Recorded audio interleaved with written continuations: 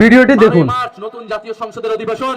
সেই অধিবেশনে শুনছি আমরা ফ্যাসিস্টের দোসর, ফ্যাসিস্টের লেজুর রেখে যাওয়া রাষ্ট্রপতি বক্তব্য দিবে, ভাষণ দিবে।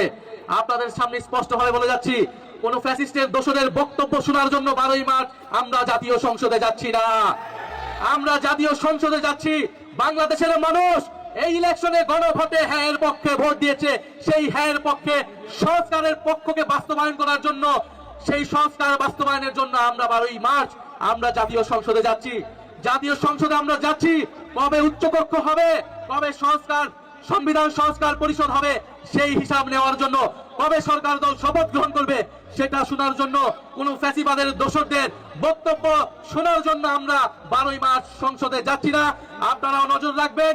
আমরা বলেছি এই রাষ্ট্রপতিকে অবিলম্বে অপসারণ করে গ্রেফতারের আওতায় আনতে হবে এবং সংবিধান সংস্কার পরিষদ করে সংস্কার বাস্তবায়ন করতে হবে, হ্যাঁ বাস্তবায়ন করতে হবে।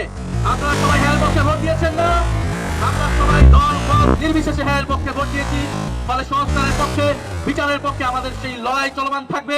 আপনাদেরকেও সচেতন থাকার, 12ই মার্চ সংসদের দিকে তাকিয়ে থাকার আহ্বান জানাচ্ছি।